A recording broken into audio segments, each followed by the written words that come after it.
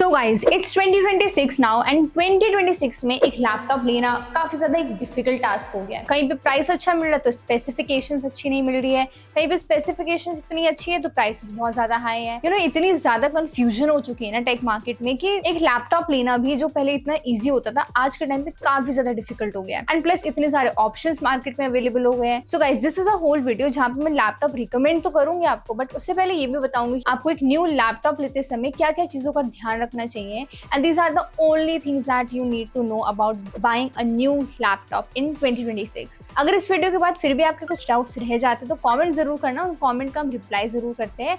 बाकी वीडियो को स्टार्ट करते हैं, बट उससे पहले आप हमारे चैनल को सब्सक्राइब जरूर कर लेना याद से, ताकि ऐसे इन्फॉर्मेटिव वीडियोस आप लोग मिस ना करो। लेट्स स्टार्ट विद 2026 ट्रेंड्स कि 2026 में ऐसा नया क्या है जो इतना ज्यादा कंफ्यूजिंग हो रहा है। सबसे पहली चीज तो ये है कि हमें एक न्यू चिप्स देखने को मिली है इंटेल की तरफ से, AMD की तरफ से, एंड ऑल्सो स्नैपड्रैगन की X Elite सीरीज भी लॉन्च हो चुकी है। तो काफी पावरफुल जो प्रोसेसर्स है विंडोज में वो आ चुके हैं मार्केट में। सेकेंडली अगर बात की जाए तो AI का बहुत ज्यादा हाइप हो चुका है, एंड AI की वजह से भी प्राइसेस भी बहुत ज्यादा बढ़ चुके हैं। और फ्यूचरिस्टिक कैसे होगा जब उसमें आप AI रिलेटेड वर्क कर सकते हो, एंड ये सारी चीजें आप इजीली कर सको। एंड तीसरा है प्राइस हाइक, चाहे वो मैकबुक हो चाहे विंडोज लैपटॉप हो, हर किसी में आपको प्राइस हाइक देखने को मिल रहा है। इवन बहुत बेसिक से कॉन्फ़िगरेशन वाला लैपटॉप भी काफी महंगे आपको देखने को मिल रहे हैं। तो बजट क्या रहना चाहिए, क्या कॉन्फ़िगरेशन रहनी चाहिए, हर एक चीज के बारे में वीडियो में बात करी है। सो हम स्टार्ट करते हैं अपने पहले ही पॉइंट से, and that is the use case कि आपका यूसेज क्या है। सबसे पहले तो देखो दो टाइप की मैं यहाँ पे कैटेगरीज डिवाइड करती हूँ। एक होते हैं स्टूडेंट जिनको बहुत बेसिक से काम करने हैं, उन्हें ज्यादा परफॉर्मेंस ओरिएंटेड लैपटॉप नहीं चाहिए, उन्हें ये चाहिए जहाँ पे आपको अच्छी बैटरी लाइफ भी मिले, एंटरटेनमेंट पर्पस के लिए भी पूरा हो सके, प्लस लाइट वेट लैपटॉप चाहिए क्योंकि वो बहुत ज्यादा ट्रैवल भी करते हैं, एंड परफॉर्मेंस लाइक अच्छी होनी चाहिए, बहुत ऐसे नहीं कि हार्ड कोर परफॉर्मेंस होनी चाहिए। एंड सेकंड कैटेगरी आती है हमारे प्रोफेशनल्स की, जिसमें कि हम गेमिंग एंड एडिटिंग लेके चलते हैं। तो इनमें सबसे ज्यादा इंपॉर्टेंट होता है एक तो रैम, आपको रैम बहुत अच्छी चाहिए, ज्यादा चाहिए। सेकेंडली एक डेडिकेटेड ग्राफिक्स कार्ड होना चाहिए, पावरफुल ग्राफिक्स कार्ड होने चाहिए ताकि आप वो हैवी काम उन लैपटॉप्स में कर सको। एंड तीसरा, अगर आप एक slim and light weight laptop सोच रहे हो आपको गेमिंग या फिर एडिटिंग लैपटॉप्स में मिले, then you can not have it, I am sorry. तो उसमें पोर्टेबिलिटी तो भूल जाओ, बैटरी लाइफ भी भूल जाओ। तो आपको एक परफॉर्मेंस ओरिएंटेड लैपटॉप चाहिए होता है इस कैटेगरी के लिए। तो ये था आपके दो यूज केसेज। अब इसमें प्राइसिंग क्या होनी चाहिए कि मतलब आपको पहले बजट क्या सेट करना है कि अगर आप एक स्टूडेंट हो तो आपको क्या बजट लेके चलना चाहिए, एंड अगर आप एक गेमर हो, एडिटिंग करना चाहते हो, एडिटिंग कर रहे हो, प्रोफेशनल एडिटर हो, तो आपका बजट क्या होना चाहिए। बेसिकली मुझे लगता है अगर आप एक स्टूडेंट हो तो आपका जो बजट है वो अंडर 50 या 60,000 होना चाहिए। मेरे हिसाब से अंडर 50,000 या 50,000 तक का जो बजट है वो एक स्टूडेंट का होना चाहिए when it comes to buying a laptop. ठीक है, इसमें भी आपको काफी अच्छी कॉन्फ़िगरेशन मिल जाती है। अंडर 60,000 भी आप ले सकते हो, काफी अच्छे कॉन्फ़िगरेशन वाले लैपटॉप्स में मिल जाते हैं। मोर देन 60,000 मुझे लगता है कि वो कैटेगरी थोड़ी एक मिड रेंज में आ जाती है, जहाँ पे आप स्टूडेंट वर्क के साथ थोड़ी बहुत अच्छी खासी गेमिंग भी कर सकते हो, एंड मतलब वो कैटेगरी थोड़ी सी डिफरेंट हो जाती है। बट अगर आप एक स्टूडेंट हो तो 60,000 के अंडर का आपका बजट होना चाहिए। अगर मैं मेजॉरिटी में बात करूँ तो इसमें आप प्रोसेसर कौन सा ले रहे हो उससे ज्यादा मैटर करेगा कि कौन सी जनरेशन का प्रोसेसर आप ले रहे हो। तो इसमें क्या होता है कि आप 12th या 13 जनरेशन से नीचे वाले लैपटॉप्स मत लेना। 12th जनरेशन हो या फिर 13 जनरेशन हो, वो देख लेना कि आप चाहे कोई सा भी प्रोसेसर देख रहे हो। मिनिमम रैम जो है आज के टाइम पर अगर मैं बात करूँ तो 16 GB रैम तो होनी चाहिए। अब जो बेस स्टैंडर्ड सेट हुआ है ना बेसिकली वो 8 GB का हो चुका है। सो अगर आप 8 GB रैम ले भी रहे हो, पहले तो मैं बोलूंगी कि अवॉइड करो, बट अगर आपका बजट इतना नहीं हो रहा है तो अगर आप 8 GB रैम ले भी रहे हो ना, देन ऐसा रैम लो जो कि आगे जाकर आप अपग्रेड कर सको। ठीक है, तो ये अंडर 60,000 में बता रही हूँ कि आपको क्या क्या एक्सपेक्ट करना चाहिए चीजें। अच्छी डिस्प्ले होनी चाहिए, एंड स्टोरेज भी आपका 512 GB तक तो होना चाहिए। अगर आप एक मैकबुक ले रहे हो देन 256 GB SSD उसमें होना चाहिए। हाँ, बाकी अगर हम मिड रेंज की बात करें तो 60,000 से 80,000 के बीच में एक ऐसी कैटेगरी होती है जिसमें कि आप एक स्टूडेंट भी हो, ऑफिस गोइंग भी हो, बट आपको थोड़ा सा हैवी काम भी करना है। स्टूडेंट हो, आपको वीडियो एडिटिंग भी करनी है,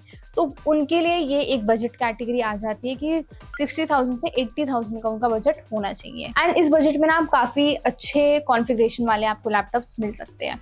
देन अबव 80,000 फिर आ जाते हैं वो प्रोफेशनल कैटेगरी, जिसमें कि आप हार्ड कोर गेमिंग कर सकते हो, हार्ड कोर एडिटिंग कर सकते हो। इसमें सबसे इंपॉर्टेंट होता है कि 16 GB रैम तो मिनिमम है ही, इससे नीचे रैम तो मत ही लो। 32 GB रैम है then well and good, but अगर 16 GB RAM is a minimum line, इससे नीचे आपको जाना नहीं है। देन सेकेंडली कि प्रोसेसर पावरफुल होना चाहिए, एंड थर्डली ग्राफिक्स कार्ड होने चाहिए, इसमें डेडिकेटेड ग्राफिक्स कार्ड होने चाहिए, वो भी पावरफुल होने चाहिए, जिनके बारे में हम आगे बात करेंगे। एंड अगर आप एक वीडियो एडिटर हो तो वीडियो एडिटर के लिए सबसे इंपॉर्टेंट एक स्क्रीन होती है। लैपटॉप की स्क्रीन को ना बिल्कुल भी अवॉइड मत करना, स्क्रीन भी देख के चलना कि आपको एक अच्छी स्क्रीन वाला लैपटॉप चाहिए। एंड अगर आपका 1 लाख, 1.5 लाख, 2 लाख तक का बजट है तो फिर मैं ये बोलूँगी कि आप लैपटॉप से अच्छा पीसी ले लो। अगर आप बहुत ज़्यादा ट्रैवल नहीं करते हो या आपके स्पेस इश्यूज़ वगैरह नहीं है तो, क्योंकि पीसी काफ़ी ज़्यादा ऐसा होता है कि आप कस्टमाइज़ वगैरह कर सकते हो। बट ठीक है, अगर आपको लैपटॉप लेना है देन उस बजट में भी मैंने काफ़ी सारे लैपटॉप जो है वो सजेस्ट करे हुए हैं। तो मैं बता दूँ, अंडर 60,000 स्टूडेंट्स के लिए होना चाहिए। 60,000 से 80,000 एक मिड कैटेगरी आ जाती है, जहाँ पे आप स्टूडेंट के साथ थोड़े बहुत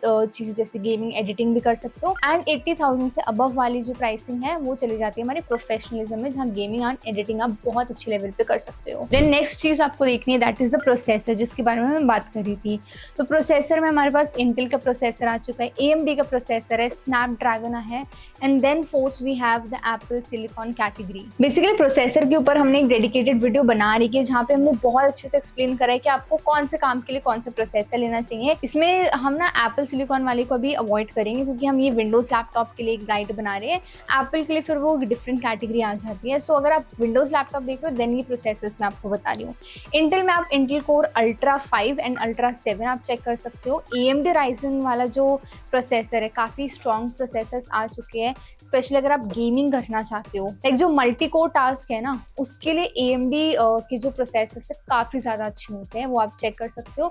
बेसिक वर्क स्टूडेंट्स के लिए ऐसी बात नहीं कि इंटेल में नहीं कर सकते, इंटेल में भी बहुत अच्छी गेमिंग एंड एडिटिंग हो सकती है, बट उसका जो सिंगल कोर परफॉर्मेंस है ना इंटेल का, वो ज़्यादा बेटर है। Then we have the Snapdragon X series, जो कि काफ़ी ज़्यादा पावरफुल है, स्पेशली इसकी जो बैटरी लाइफ है, ना वो माना जाता है कि इसकी मैकबुक को टक्कर देती है। मैकबुक की बैटरी लाइफ बहुत ही अच्छी लेवल पे होती है। स्नैपड्रैगन X सीरीज की भी जो बैटरी लाइफ है ना, काफी ज्यादा अच्छी है। देन नेक्स्ट आपको चेक करना है रैम। इसमें क्या होता है कि रैम में आज के टाइम पे जो मैंने स्टैंडर्ड बताया था वो that is 16 GB, minimum 16 GB होना चाहिए आपके पास, बट प्राइस बहुत ज़्यादा बढ़ चुके हैं। अब जो लैपटॉप्स है वापस जो स्टैंडर्ड है वो 8 GB का कर रहे हैं, बट 8 GB आज के टाइम पे नहीं है, तो मैं बोलूँगी थोड़ा सा पैसे दे करके 16 GB ले लो आप। लेकिन उसमें भी एक चीज़ है कि DDR4, DDR5 रैम, देखो DDR4 भी आप ले सकते हो, DDR4 रैम काफ़ी ज़्यादा फास्ट होती है, बट DDR5 जो है वो लेटेस्ट जनरेशन की है, तो अगर DDR5 रैम आपको मिलती है देन बहुत ही अच्छी चीज़ है, बट DDR4 भी आप चेक कर सकते हो प्राइस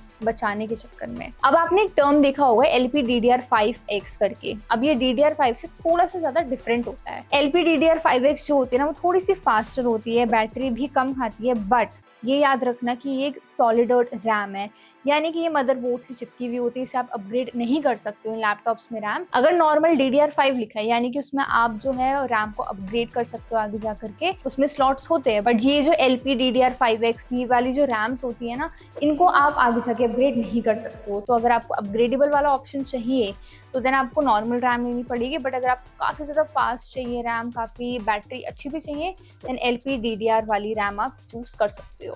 अगर आप एक लैपटॉप ले रहे हो उसमें स्टोरेज कितना होना चाहिए वो भी आपको जरूर चेक करना है, क्योंकि स्टोरेज की अभी शायद आपको ऐसे सोचने होंगे यार स्टोरेज की क्या ही नीड पड़ती है, बट बाद में जाके आप लैपटॉप लेते हो देन आपको बहुत हिट करती है चीज़ की यार एक स्टोरेज तो ज़्यादा होनी चाहिए थी, एंड देन आप भागते हो एक्सटर्नल स्टोरेज की तरफ, तो वो भी काफ़ी ज़्यादा महंगी हो चुकी है लैपटॉप्स में। तो आपको स्टोरेज जो है मिनिमम देखनी है 512 GB की, चाहे आप एक स्टूडेंट हो, गेमर हो, एडिटर हो, 512 GB जो है स्टोरेज वो मिनिमम होनी चाहिए। एडिटर्स के लिए मैं बोलूँगी जितनी स्टोरेज हो उतनी ही कम है, बट हाँ 1 TB वाली स्टोरेज अगर आप ले सकते हो ऐसा लैपटॉप जिसमें 1 TB तक की स्टोरेज है, then do check that storage also storage की स्पीड भी काफ़ी ज़्यादा मैटर करती है, बहुत लोगों को पता नहीं होता कि स्टोरेज की स्पीड भी होती है। तो आपको स्टोरेज की जनरेशन देखना है, या तो 4th जनरेशन देख लो या तो 5th जनरेशन देख लो, तो स्टोरेज की स्पीड इससे ज़्यादा मैटर करती है, ठीक है। तो 4th जनरेशन या फिर 5th जनरेशन वाली स्टोरेज आप चेक कर सकते हो। Now let's talk about the display part. Display काफी ज्यादा इंपॉर्टेंट होती है, बहुत लोग इसे इग्नोर कर देते हैं। डिस्प्ले भी काफी ज्यादा इंपॉर्टेंट होती है। आप या तो IPS पैनल देख सकते हो, काफी अच्छी पैनल ये मानी जाती है, एंटी रिफ्लेक्टिव कोटिंग के साथ ही आती है,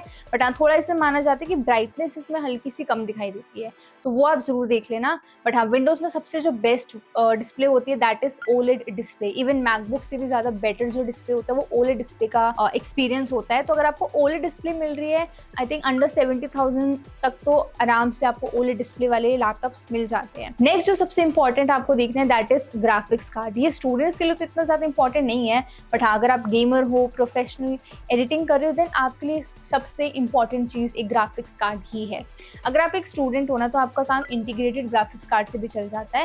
एंड आज के टाइम पे जो इंटीग्रेटेड ग्राफिक्स कार्ड होते हैं, इंटीग्रेटेड ग्राफिक्स कार्ड वो होते हैं जो ऑलरेडी आपके लैपटॉप में लगे हुए होते हैं, ठीक है। तो इंटीग्रेटेड ग्राफिक्स कार्ड आज के टाइम पे ऐसे आ चुके हैं जिसमें कि आप बेसिक लेवल पे गेमिंग कर सकते हो एंड एडिटिंग भी बेसिक लेवल पे कर सकते हो। बट अगर आप एक गेमर हो, एडिटर हो, देन आपको डेडिकेटेड ग्राफिक्स की नीड होती है, जैसे कि एनवीडिया के RTX सीरीज हो गई। देन आप RTX 4050 देख सकते हो। ये मिड रेंज वाला ग्राफिक्स कार्ड है, मतलब मिड रेंज वाले लैपटॉप्स में आपको मिल जाएगा। देन अगर आपको अच्छी परफॉर्मेंस और चाहिए, देन आप RTX 5060 देख सकते हो। बट आपको बिल्कुल वो परफॉर्मेंस ओरिएंटेड और प्रोफेशनल लेवल पे चाहिए, बेस्ट चाहिए, देन 5070 आप चेक कर सकते हो। सो ये ग्राफिक्स कार्ड की रिकमेंडेशन है एक लैपटॉप में, अगर आप बिल्कुल गेमिंग प्रोफेशनल लेवल वाली करनी चाहते हो या फिर एडिटिंग करना चाहते हो। देन नेक्स्ट आपको देखना है बैटरी लाइफ। बैटरी लाइफ एक स्टूडेंट के लिए बहुत ज्यादा इंपॉर्टेंट होता है, एक ऑफिस गोइंग के लिए बहुत इंपॉर्टेंट होता है, एंड स्पेशली उनके लिए जो ट्रैवल बहुत ज्यादा करते हैं। तो battery life is very important for them. अब देखो, इसमें गेमिंग लैपटॉप्स में जो बड़े बड़े लैपटॉप्स होते हैं उनमें जो बैटरी लाइफ होती है ना, वो बहुत अच्छी नहीं मिलती है, चाहे कंपनीज कितना भी दावा कर ले।